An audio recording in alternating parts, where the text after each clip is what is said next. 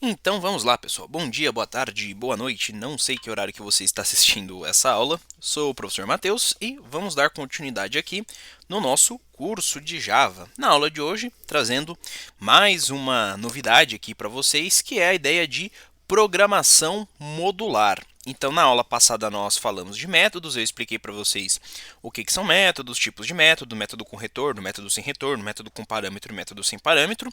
E a ideia de método, ela se enquadra bastante na ideia de módulo. É algo que a gente vai trabalhar bastante quando falar de temas mais avançados dentro do Java. Então, quero dar uma pincelada um pouquinho mais profunda, não aprofundando demais, na parte teórica da programação modular e dar uma demonstração um pouquinho prática para vocês do que é isso. Vamos lá. Primeiro da definição. A ideia de programação modular consiste na ideia de separar o código em grupos e subgrupos de código. O que isso quer dizer? Até agora, a gente vem desenvolvendo os programas dentro de um único arquivo. A gente abre o Eclipse, cria uma única classe, lá dentro tem todo o código. A ideia da programação modular é pegar esse código e ir separando em grupos menores. Você pode entender esses grupos menores como sendo, por exemplo, os métodos que nós vimos na aula passada.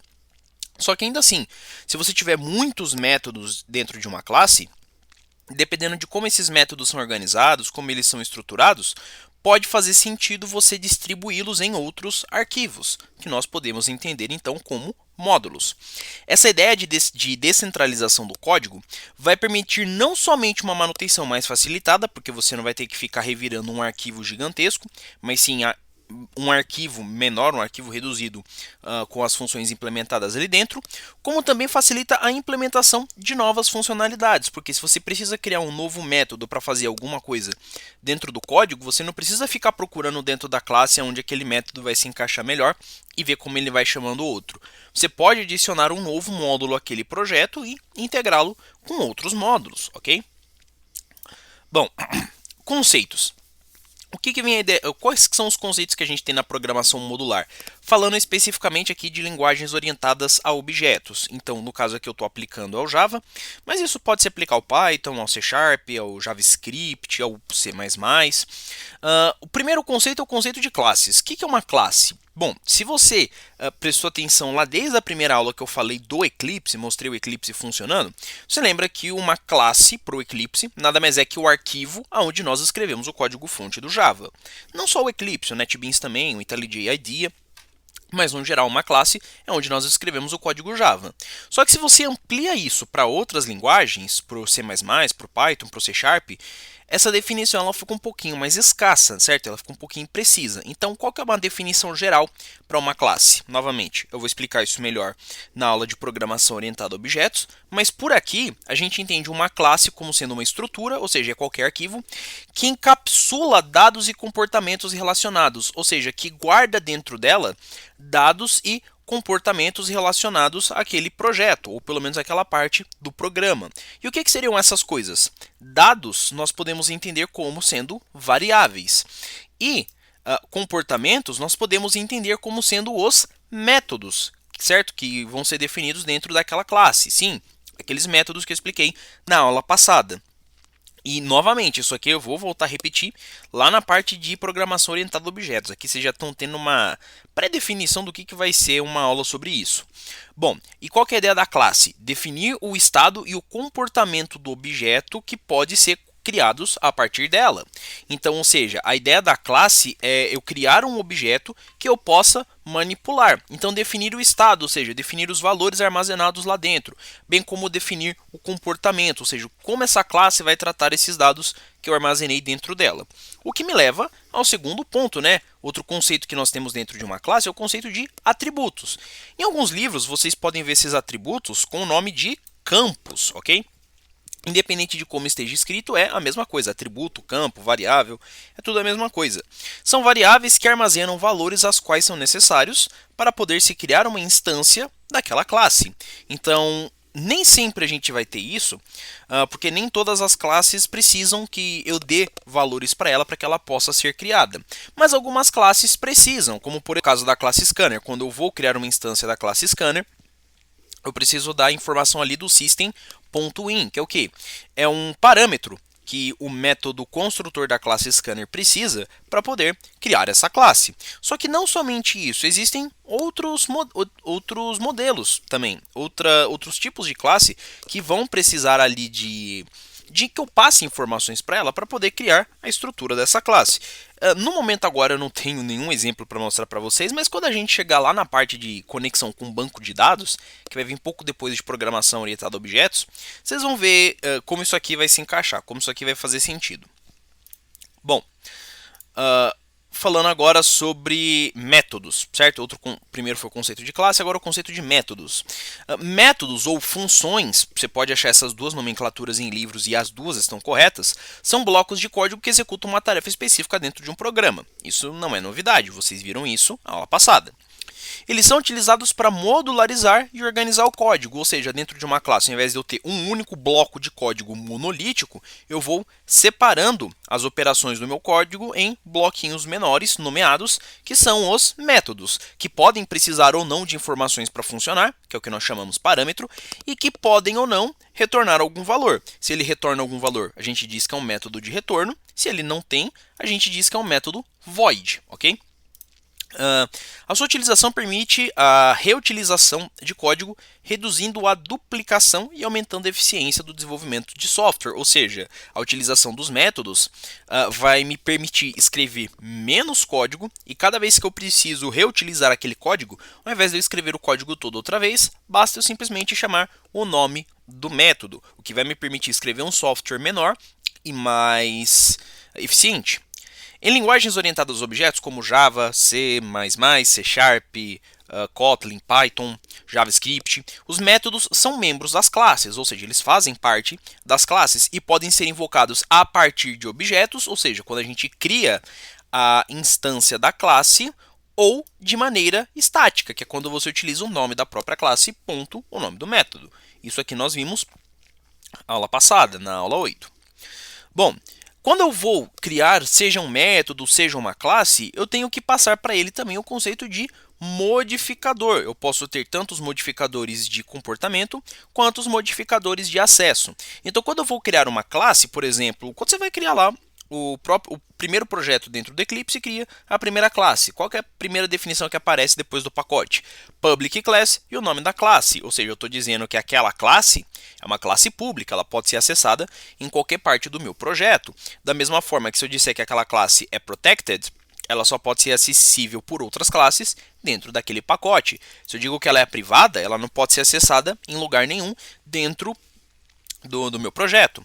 Se eu digo que aquela classe é uma classe estática, significa que todos os membros dentro daquela classe são estáticos também. Todos os métodos, todas as variáveis, o que significa que eu não posso criar uma instância dessa classe para acessar os objetos dentro dela. Eu tenho que, de fato, utilizar o nome do objeto, ponto, o nome da classe, ponto, o objeto que eu quero, se é a variável, se é o método e etc. A mesma coisa se aplica também a variáveis e métodos. Eu posso criar uma variável pública, eu posso criar uma variável protegida, eu posso criar uma variável privada, eu posso criar interfaces públicas, protegidas, privadas, estáticas. Um dos modificadores que vocês viram também na aula passada foi o final, dizendo que uma vez que foi implementado o valor naquele objeto, ele não pode ser alterado, e assim sucessivamente. Bom, o próximo conceito, que é talvez um dos mais simples a ser explicados, é simplesmente o conceito de pacote. Pacote, ou package, como a gente vai ver dentro do Eclipse, é uma forma de organizar e agrupar as classes. Então, ou seja, o meu projeto ele vai ser composto por classes. Só que as minhas classes elas podem ser separadas em funções, realizar funções específicas, que a gente vai ver melhor na aula sobre arquitetura MVC. Então o que acontece? Eu preciso de uma maneira de separar e organizar essas classes. Dependendo da IDE e da linguagem que você utiliza, você vai ter maneiras diferentes de fazer isso. Por exemplo, o Visual Studio da Microsoft, ele trabalha com a ideia de projects dentro de uma solution, certo? De projetos dentro de soluções. Então, eu separo o meu código em projetos, onde cada projeto tem uma finalidade diferente. O C++, independente da ideia que você está trabalhando, ele trabalha com o conceito de pastas. Então você separa as suas classes em pastas. No Eclipse e ideias Java em geral, como o NetBeans IDE, você trabalha com o conceito de pacote, package. Pacotes ajudam a gerenciar grandes quantidades de código de forma mais eficiente, evitando o conflito de nomes. Então, ou seja, eu posso ter duas classes com o mesmo nome, desde que elas estejam em pacotes diferentes, certo? Então a ideia do pacote é me ajudar a organizar o meu código. Não só na ideia do código ser centralizado dentro da classe, como definir uma posição e usabilidade para cada classe. Bom, dando um exemplo bem simplesinho aqui de como isso funciona. Primeiro a gente vai criar um projeto e ele pede, cria um pacote chamado calculadora. Dentro desse pacote, cria uma classe chamada operações com métodos para realizar as seguintes operações: soma, subtração, multiplicação e divisão. Cada método deve receber dois números como parâmetro e retornar o resultado da operação. Então vamos lá, e cria uma classe chamada calculadora no mesmo pacote que utiliza a classe operações para realizar algumas operações e exibir os resultados no console. Então, eu sei que normalmente eu peço para vocês fazerem esse exercício aqui, mas esse slide aqui ele tem dois exercícios. Então, esse primeiro aqui eu vou mostrar para vocês como é que faz. O segundo vai ser aquele padrão de sempre. Eu vou pedir para você pausar o vídeo, tentar resolver aquele exercício com base nesse aqui que eu ensinei e depois eu mostro a correção. Vamos lá. Primeira coisa para a gente desenvolver é abrir a nossa IDE, o Eclipse. Então, eu estou aqui no meu computador Debian, está executando o Cinnamon. Se você está no Windows, é aquele padrão clássico, menu iniciar, todos os programas, achou o atalho do Eclipse, abriu. No Linux pode ser um pouquinho diferente, porque vai variar de interface para interface. Então, por exemplo, no KDE pode ser de uma forma, no XFCE pode ser de outra forma, no Mate pode ser outra forma, no GNOME pode ser outra forma. Aqui eu estou usando o Cinnamon, que é a mesma interface lá do Linux Mint. Como é que a gente abre aqui? O menu de aplicações, que seria o equivalente ao menu iniciar do Windows. Desenvolvimento, Eclipse. Está aqui o Eclipse instalado. Vamos esperar ele carregar.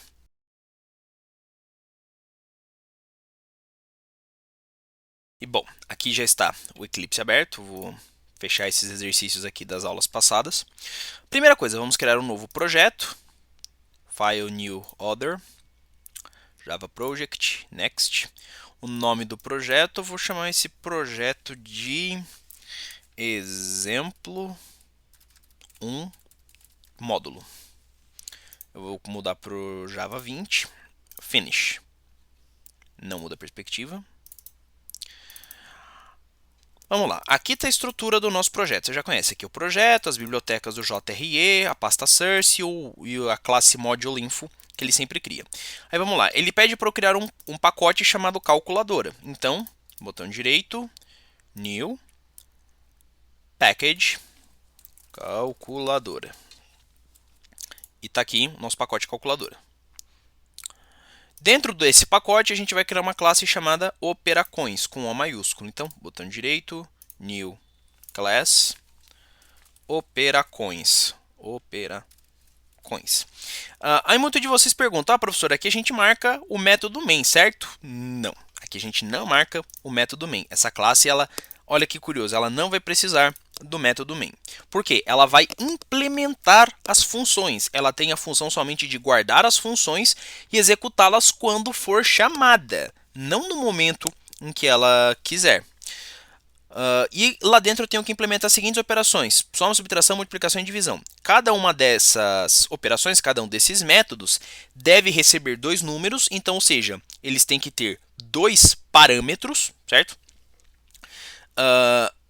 E retornar o resultado da operação. Então, ou seja, se ele tem retorno, a gente sabe que os métodos não são void. Então, vamos lá. Public. Como eu não sei o que o usuário pode digitar ou não, eu vou pressupor que seja double soma. Isso aqui, para mim, já criou o método. Mas o método ele precisa receber dois números como parâmetro. Então, eu preciso declarar dois parâmetros aqui dentro. Então, double n1 e double n2. Então tá, já temos aqui o método. E agora o que nós fazemos? Precisamos retornar para esse método a soma dos dois números. Então, return n1 mais n2. Pronto. Isso resolve o problema da soma. Mas ainda falta. Cadê? Subtração, multiplicação e divisão. Então, temos aí mais três métodos para serem implementados que não será nada de diferente disso. public double subtração double n1 double n2. E para o método se retorna a subtração de n1 por n2. Então, o usuário vai passar os dois números para cá como parâmetro, ele vai calcular, obter o valor e retorna para o método. Public double subtracão double n1 double n2. Aliás, subtração não, multiplicação, né?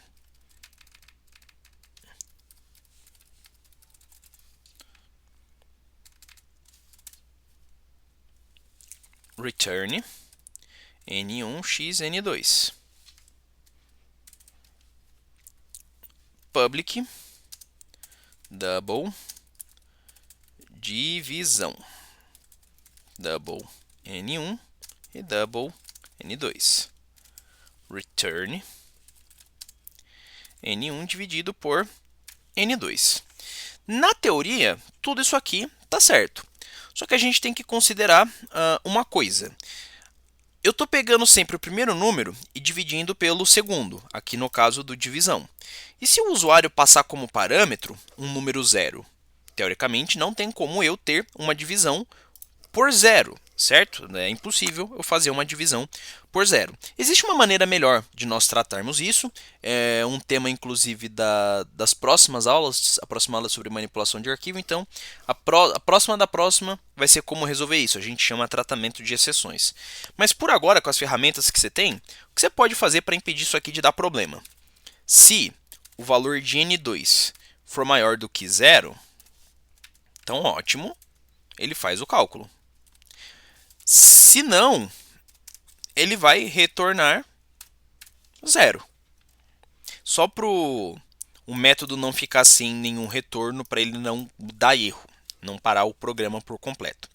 Mas bom, por aqui já temos então um método implementado, já temos a classe implementada com as suas operações. Só que se eu pegar e rodar isso aqui agora, botão direito, Run As, ele nem me dá a opção de rodar como um Java Application. Por quê? Porque essa classe não tem um método main. E tudo bem ela não ter o método main, porque não era a função dela ter o método main.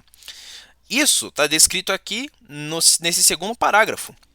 Crie uma segunda classe chamada calculadora no mesmo pacote, que utilize a classe operações para realizar algumas operações. Então aí sim eu tenho que criar uma nova classe que vai implementar as operações aqui da classe operações. Então, new other new class calculadora, e essa classe sim vai ter o método main. Finish.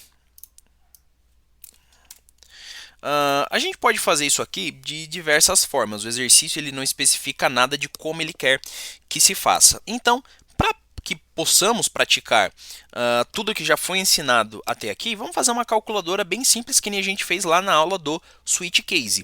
Só que dessa vez, ao invés do cálculo ser feito dentro do switch case ele só vai implementar a operação.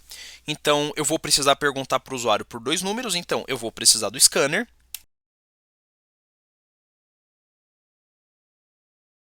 Bom, uma vez importado o scanner e criada a sua instância, eu vou precisar de duas variáveis do tipo double para armazenar esses números, porque, lembre-se, os métodos eles pedem números double como parâmetro. Então, vamos lá.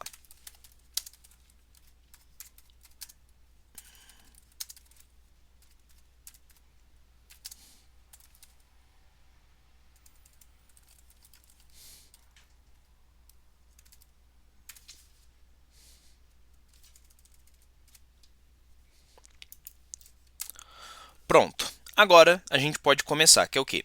Primeiro a gente vai pedir para o usuário entrar com os números. Então, sysout, Ctrl espaço,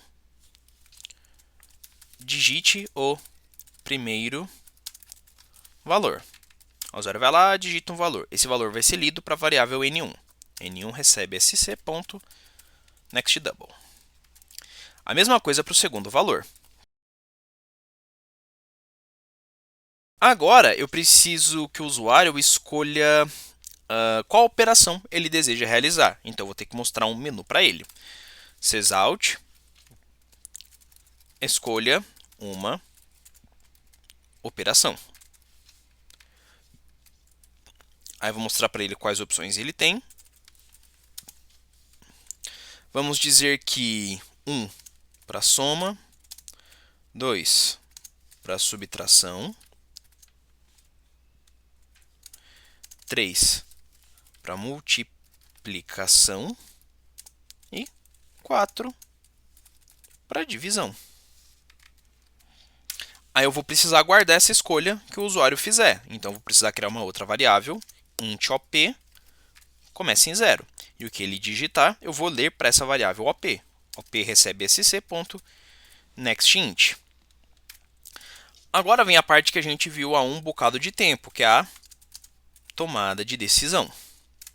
Daria para fazer com if-else? Daria para fazer com if-else, mas honestamente eu vejo isso aqui sendo melhor implementado com switch case. Então, switch op case 1, ou seja, caso a variável op assuma o valor 1, o que é uma possibilidade, eu vou fazer a soma desses dois números. Então, eu vou precisar utilizar o quê? A classe operações. Para trabalhar com a classe operações, eu preciso criar uma instância dela, assim como eu fiz com a classe scanner. Então, operações o igual new operações, abre e fecha parênteses, ponto e vírgula. Ó, foi implementado. E ele está reclamando o quê? Que eu criei a instância da classe, mas ainda não usei. Vamos utilizar agora. Então, caso o valor de OP seja 1, a variável result, que eu declarei aqui em cima como double, vai receber o quê? A classe operações, que está no objeto O, ponto, soma. E ela vai somar o quê? O N1 e o N2 fornecidos pelo usuário. E claro, depois da operação, a gente tem que colocar o break, pausa. Mas e caso o valor de OP não seja 1, seja 2? Então, case 2, para o 2 o usuário vai fazer o quê? A subtração. Então, o que ele faz?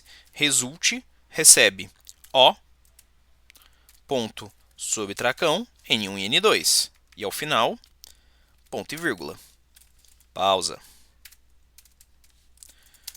Caso 3, é a multiplicação. Result recebe O, ponto, multiplicacão de N1 por N2. Break. Por fim, caso 4, é a divisão. Result recebe O, ponto, divisão, que é o método que nós criamos lá, N1 e N2, que são as variáveis que nós trabalhamos dentro dessa classe. Break. E caso não seja nenhuma dessas opções que o usuário tenha digitado, ele cai para o caso default. Quer dizer o quê? Operação especificada é inválida. E aí o programa para. Mas em qualquer um desses casos, o que ele vai fazer? Ele vai exibir o valor na tela. Então, sysout, fora do switch, né? Vamos dizer que o resultado, dois pontos, espaço, mais a variável result. Então, se ele caiu aqui no case 1, faz o cálculo, guarda o resultado dentro do result. Chegou no break, saiu do switch, exibe a resposta na tela. Caso seja 2, a variável result recebe a subtração, guarda na variável result, pausa, sai do switch e exibe na tela. E caso seja inválido, ele vai exibir o valor de result na tela, que por padrão é 0, ok? Ele vai falar que a operação é inválida e vai exibir o 0.0. Depois disso, a gente tem aquele padrão, a gente fecha o scanner e paramos o programa.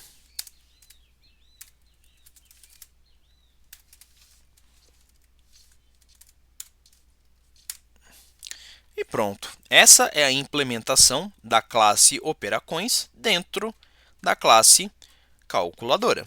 Vamos ver isso aqui funcionando. Executa o programa, ok. Digite o primeiro valor. Então, 7. Digite o segundo valor, 3. Eu quero a multiplicação. 7 vezes 3 dá 21. Vamos dividir isso aqui, rodar de novo.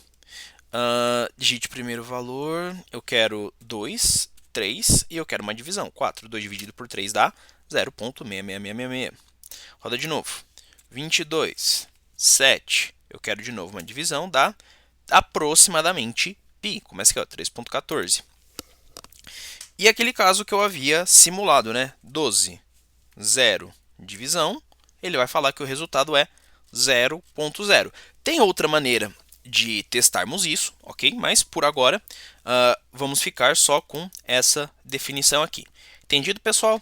Como vocês viram, não é tão difícil assim quanto parece. Mas agora é a sua vez. Então, exercício 2. Conversor de temperaturas. Cria um pacote chamado temperatura e dentro desse pacote cria uma classe chamada conversor com dois métodos. Um método chamado Celsius Fahrenheit, que vai precisar de um parâmetro double Celsius, que vai converter a temperatura de Celsius para Fahrenheit. E o outro chamado Fahrenheit Celsius, que converte a temperatura de Fahrenheit para Celsius. E aqui embaixo a gente tem as fórmulas para o cálculo de conversão de cada um. Como converter Celsius para Fahrenheit, como converter Fahrenheit para Celsius. Então, vocês estão vendo aqui que é matemática, não se confundam aí com esses símbolos de indicativo de grau. Isso aqui é só por mera formalidade matemática, mera formalidade de explicação. Mas vocês estão vendo que é matemática básica, é multiplicação, soma e subtração. Então, te desafio, pausa o vídeo, tenta fazer. Se você conseguir, maravilha. Se não conseguir, pelo menos você tentou. E assiste aqui a correção comigo. Boa sorte! Vou considerar que você já tentou resolver, que você gastou aí um tempo quebrando um pouquinho a cabeça tentando pensar como resolver isso aqui. E você vai ver que não é nada de difícil, ok? Então vamos de volta aqui ao Eclipse.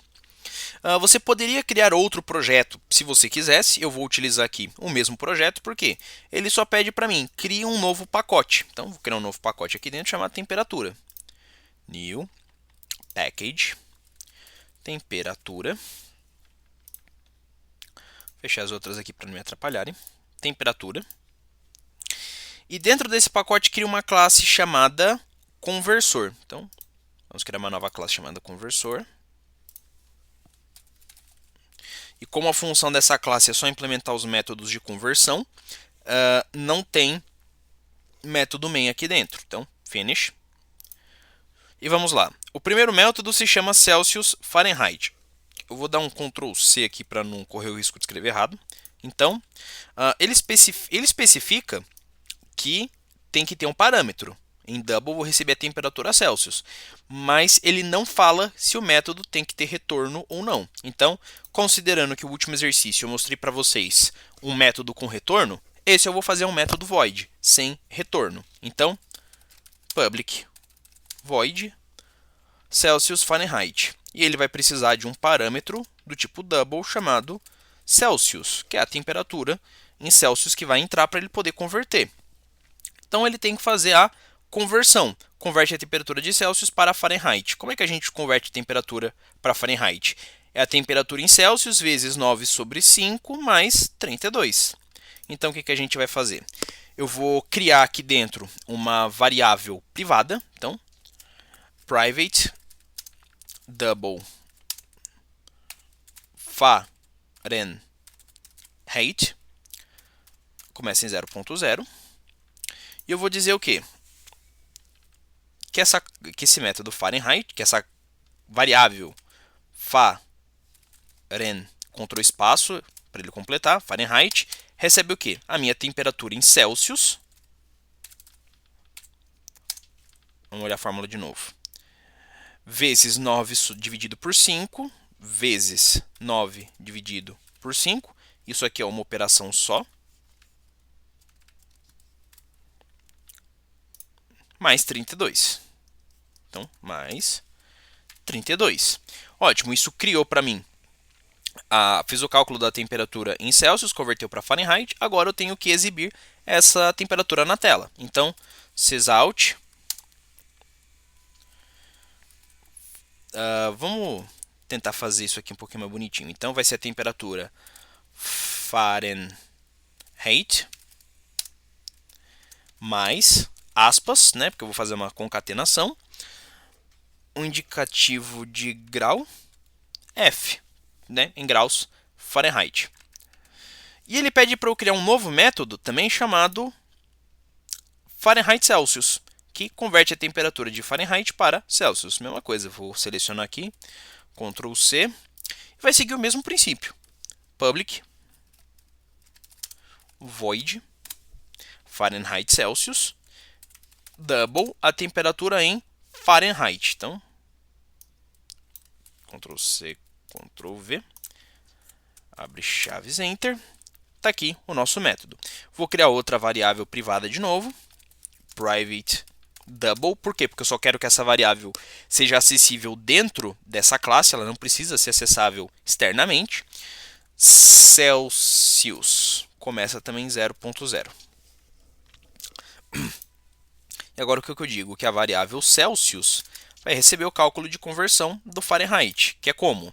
Celsius é a temperatura em Fahrenheit, que foi passado aqui como parâmetro. Então, Fahrenheit, opa, faltou H. Fahrenheit minúsculo menos 32 vezes 5 sobre 9 vezes 5 sobre 9, ponto e vírgula. E depois de fazer esse cálculo, exibe essa resposta na tela. Vai ser a mesma coisa, temperatura em Celsius, mas para fazer uma concatenação, indicativo de grau, C, para indicar que é a temperatura em graus Celsius. Bom, tá aqui. A nossa classe conversora é isso aqui. Acho que é bem menos linhas do que vocês esperavam, né?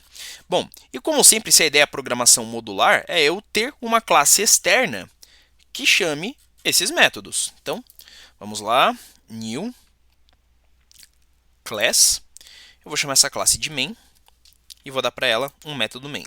Ok. Já adianto, vamos importar o scanner.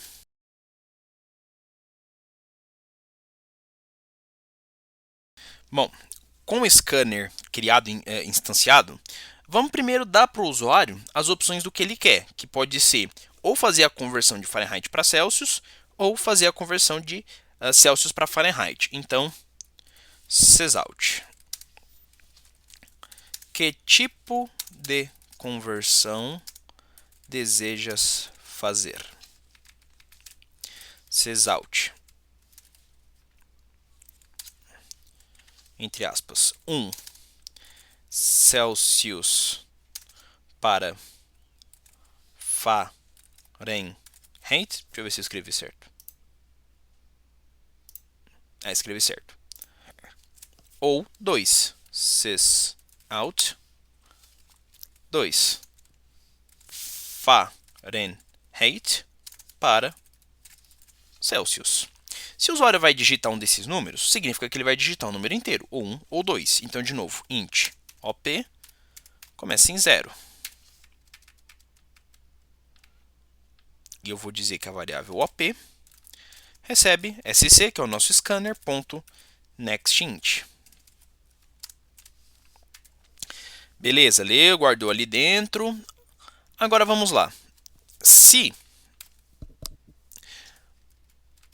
e claro, a gente tem que limpar o buffer do scanner depois. Então, sc.nextLine. Só para não dar conflito na hora de ler os próximos números, o próximo valor que vai ser a temperatura. Então, se op for igual a 1, o que significa que ele quer a conversão de Celsius para Fahrenheit, vamos pedir o quê?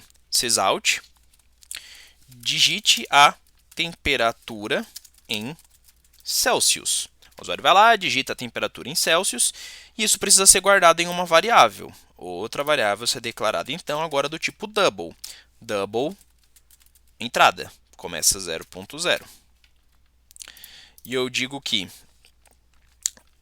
a minha entrada recebe sc.nextDouble. Se não, se op for igual a 2, porque aí o usuário digitou 2, ele quer a conversão de Fahrenheit para Celsius, quase a mesma coisa. Sysout, digite a temperatura em Fahrenheit. Entrada recebe sc.nextDouble. next double. Agora o seguinte, é onde vai nascer a mágica, onde a gente vai fazer aquilo que se esperava. Eu vou criar uma instância da classe conversor, cs igual new conversor. Se OP for igual a 1, significa que o usuário quer a conversão de Celsius para Fahrenheit. Então, vai ser a minha classe CS, que é o conversor, ponto Celsius para Fahrenheit, que é o primeiro método. E ele vai passar como parâmetro a entrada. Ah, vai ser só isso aqui, Matheus? Sim, só isso aqui. Por quê? Porque esse próprio método Celsius Fahrenheit, olha só, F3, ele se encarrega de mostrar a temperatura em Fahrenheit na tela. A mesma coisa aqui se a opção for 2, que o usuário quer de Fahrenheit para Celsius. Então, cs.Fahrenheit para Celsius, entrada. F3. E olha só, o próprio método Fahrenheit para Celsius se encarrega de mostrar a temperatura em graus Celsius na tela. Agora, se não for nem esse, aí é o que? O usuário digitou uma operação inválida. Então, else, sysout, operação digitada é inválida. Aí depois disso aqui vem o que vocês já estão acostumados. A gente fecha o scanner e a gente para o programa. Opa, não existem .close, existem .exit 0. Perfeito? Então, temos aqui a implementação do menu, temos aqui a implementação do conversor. Vamos executar aqui, classe main, ok. Que tipo de operação você deseja fazer? Vamos fazer a primeira conversão, de Celsius para Fahrenheit. Nesse momento aqui está fazendo mais ou menos uns 20 graus Celsius. 20 graus Celsius em Fahrenheit dá 68 graus Fahrenheit. Então, se eu fizer o contrário, 68 graus, 2, né, de Fahrenheit para Celsius, 68 graus Fahrenheit tem que dar, olha que surpresa, 20 graus Celsius. Celsius para Fahrenheit, vamos pegar uma temperatura bem alta aqui no Brasil, costuma fazer 32 graus no Rio de Janeiro, por exemplo, em época de verão. 32 graus Celsius equivalem a 89,6 Fahrenheit. Se eu quero, por exemplo, de novo, o ponto de ebulição da água em Celsius são 100 graus. 100 graus Celsius equivalem a 212 Fahrenheit. Agora vamos lá de novo. O 0 grau Celsius, quanto isso dá em Fahrenheit? 0 graus Celsius equivalem a 32 graus Fahrenheit. E 0 graus Fahrenheit, porque 0 graus Celsius já é uma temperatura muito baixa, o ponto de congelamento da água, mas em Fahrenheit ainda está acima de 0. Então, quanto seria 0 grau Fahrenheit? 0 grau Fahrenheit dá quase menos 18 graus Celsius, ou seja, é bastante frio. Bom, pessoal, espero que vocês tenham entendido isso, espero que vocês tenham gostado. Não se esqueçam de praticar, de estudar, não dependam só aqui desse curso, porque a chave da perfeição, não só para programação, mas para qualquer coisa, é a prática. Bom, por hoje é só, espero que vocês tenham gostado, fiquem com Deus, um abraço e até a próxima!